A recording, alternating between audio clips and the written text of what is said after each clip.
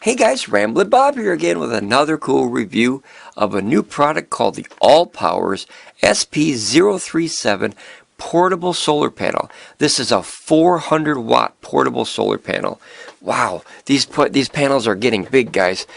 This level of solar panel that's with portability gives us the ability to recharge like a 2,000 watt hour or a 2 kilowatt power station in one day. Now normally you get about 5 solar hours per day.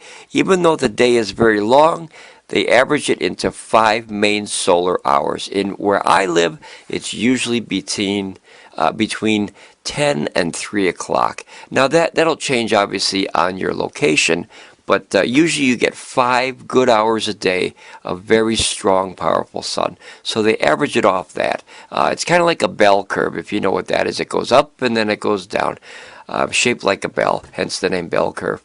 Okay, so let's take a look at the Allpowers 400 watt solar panel.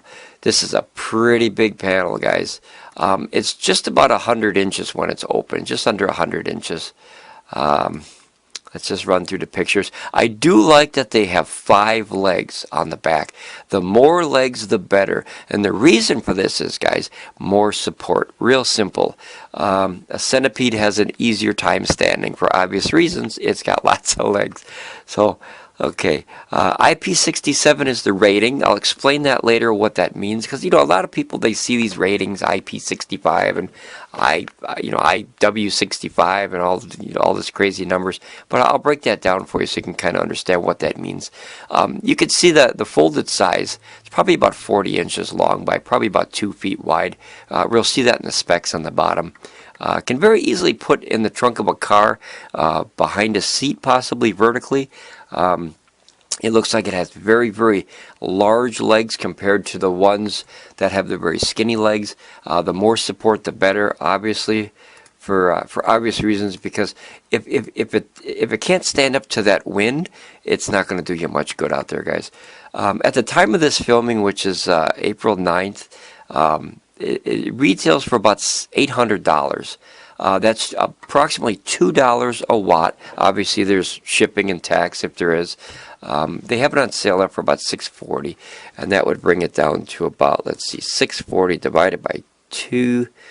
Let's see, divided by 400. What was I thinking? So it brings it down to about $1.60 a watt. They're starting to come down, guys, because originally these panels used to be anywhere between $2 and $5 a watt. So that's nice that it's actually coming down. This is a spring sale that they have going on here. Okay, so let's go down. Let's look at some good stuff. So you have higher conversion rate. We'll see that down there in the specs. Easy setup and kickstand included. You got durable splash-proof IP67, compatible with Allpowers versions S1500, the 2000, and the 2000 Pro. Foldable and portable. You get an 18-month warranty, guys. That's a year and a half. Well, that's interesting. You show more and there's nothing there. Allpowers, you got to fix that. Okay, so let's see. That's what it looks like. This is their 2,000 watt power station, guys. This is a European model. When they have these goofy looking circly things, those are 240 volt outputs. They look weird to us because obviously, you know, we don't have that. In North America, we have this version, which is the 120 volt outputs. Now you can kind of get an idea of the panel length, probably 90 to 100 inches unfolded. And probably about just over 2 inches high. I would say maybe 30 inches or 32, somewhere in that manner. MC4s, guys. MC4s is industry standard. These are waterproof. They're completely waterproof connections. You can literally dip this in water. I don't recommend it for obvious reasons. But, you know, in case that, you know, the rain hits and the bad weather, these can withstand that, guys. These are all-weather connections. They're very nice. I like how they put others. MC4, they can max out at about 25 amps. That's a lot of power, guys. That's a lot of power going through a little plastic connection like that. but that with those silicon seals here, and here, that makes a complete watertight connection. It's very nice.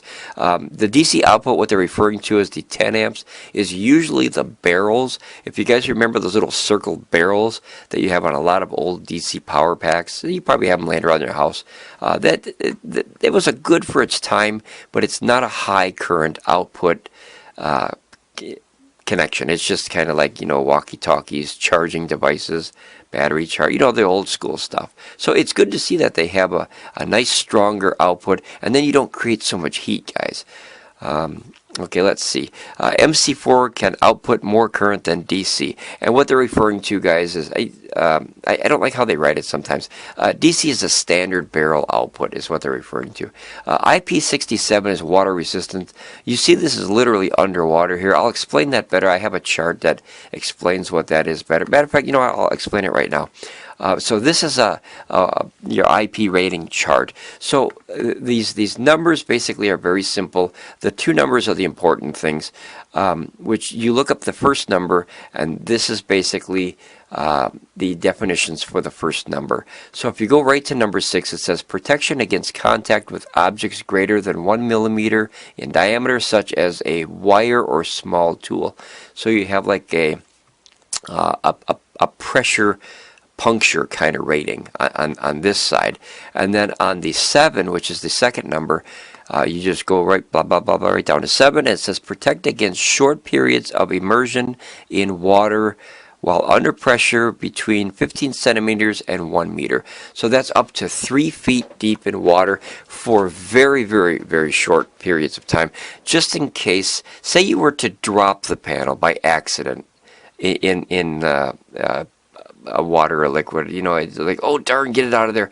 That would protect it against that. Obviously you don't do that on purpose, but floods, weather, you can't predict the weather. So that's what those two numbers mean. When I first started, these were just gibberish to me, because this alone is, it's a whole nother industry, just the IP ratings. So, it takes time to learn all that stuff. And I'm still learning too.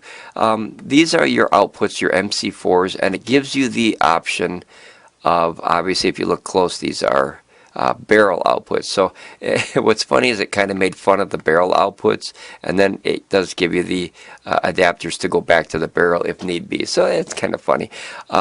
These are kind of straight out of the box here.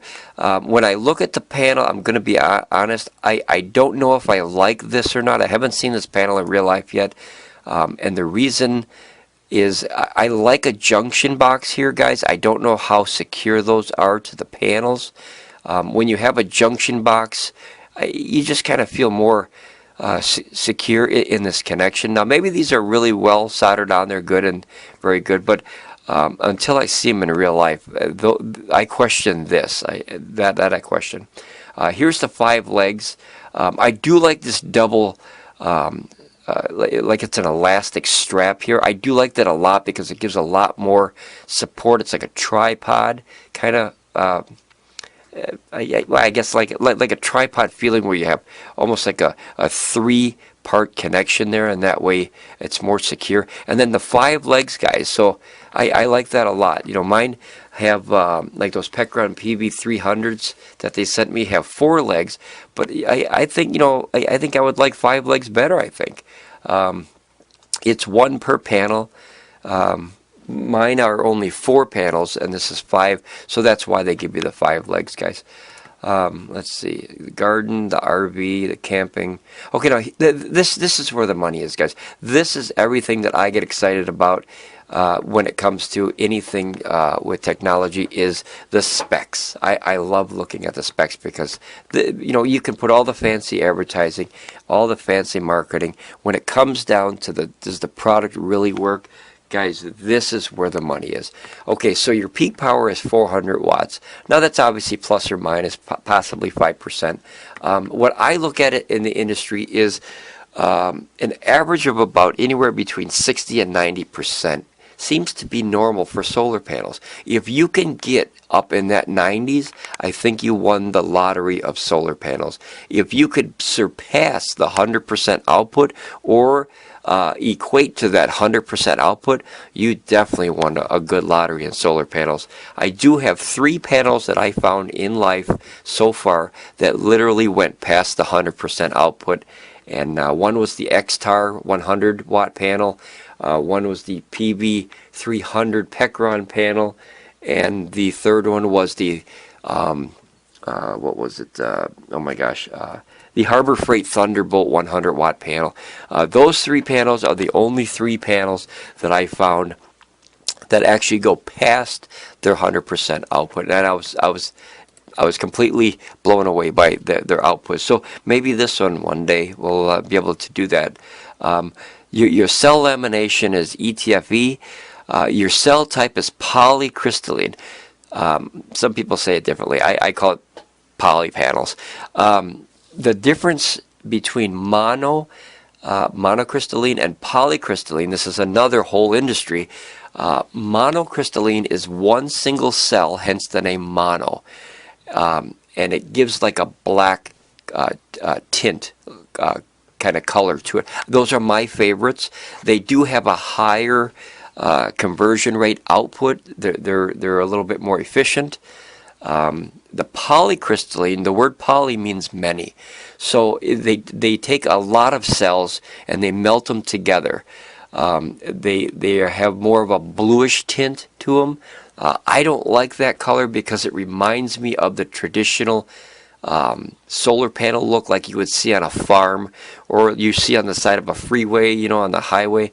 I'm not a fan of that color. I like black because it blends in better to the background and it doesn't look so obvious. But that's what these are. These are polycrystalline. So mono being singular and poly meaning many. Your solar conversion rate is 22. Now it's not always going to be 22, guys. It's up to 22, and I think that's important that they should put that on there. Up to 22% conversion. Voltage at max power. This is your working voltage. That's 37.4 volts. Okay. To go back to the conversion rate, the monocrystalline panels, guys, are up to about 23.5%. Just to give you an idea of that conversion rate difference between the mono panels and the poly panels. So you do get a better conversion rate of power. This is the most important thing you're going to look at, in my opinion, with a solar panel, is the open voltage circuit. What that is, they call it OCV here, but this is the same, guys, as what you see when everybody talks about the VOC, the voltage open circuit. Different companies, they label it different, but it's the voltage open circuit, the VOC, and that's 45.3. The reason this is so vital when you pick a solar panel for your power station or your batteries or your charger or whatever you pick a solar panel for is this number right here makes or breaks the decision of whether it's going to hurt, harm, or break your battery or your charger or whatever. So to break it down simply, if you had a power station and it would only bring in 80 volts, like let's say it's 20, boy, I'm getting confused. I'm sorry. I'm trying to break it down as easy as I can. Say you have a power station that can bring in anywhere between 12 volts and 80 volts.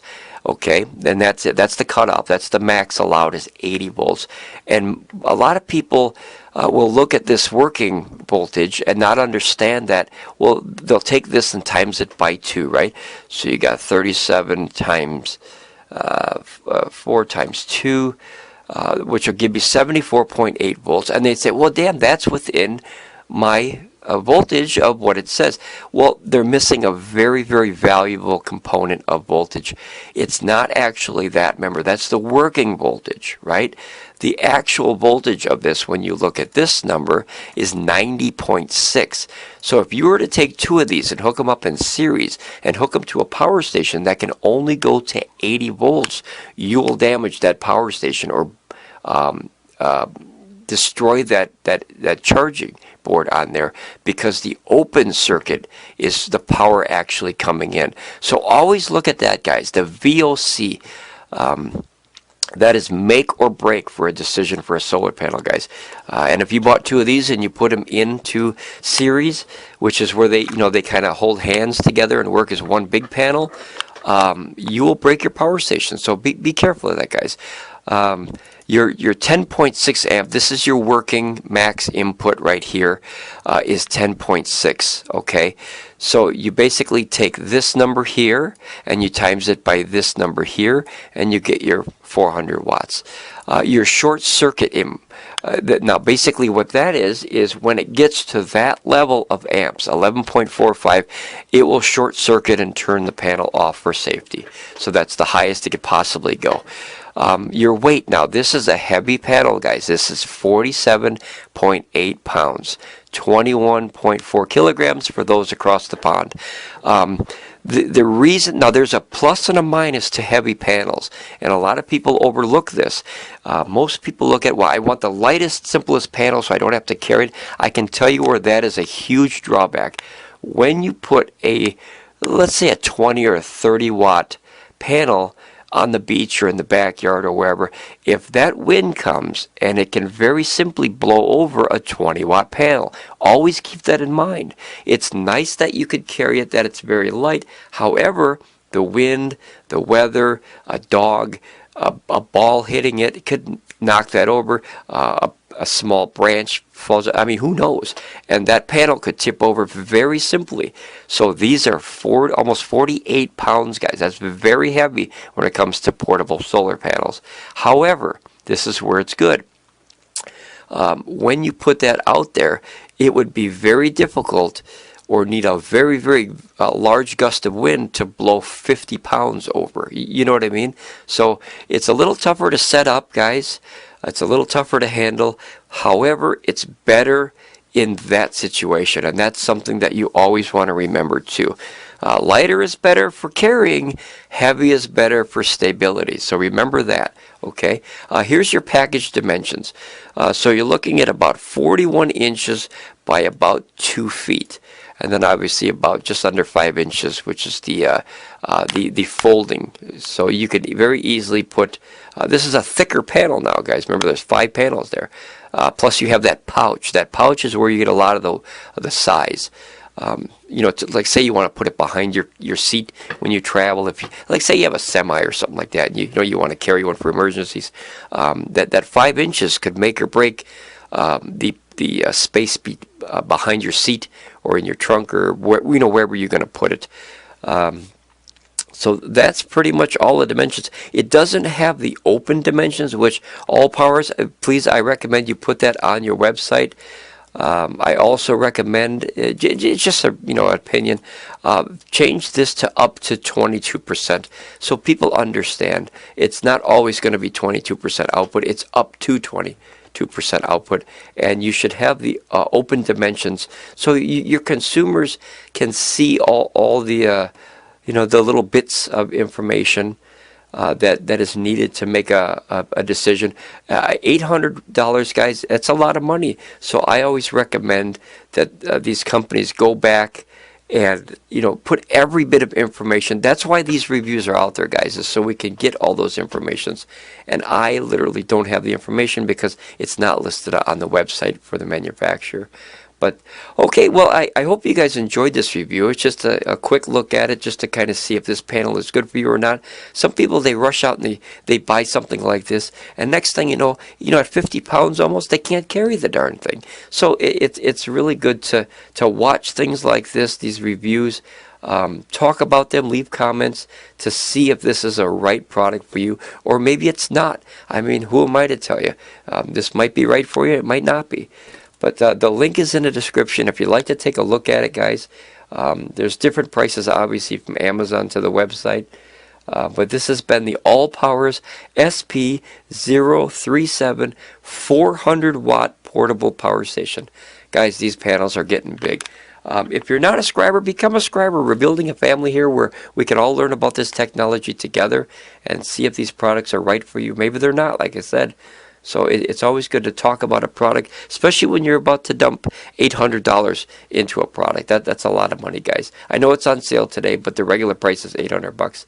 If you found the information helpful, hit that like button. Or what do these kids say? Smash that like button. Give it that Donkey Kong hammer smash, and let other people know that the information in this video is helpful and valuable. Alright, guys, ramble on, be safe, and I'll talk to you again on Ramblin Bob Reviews. Bye!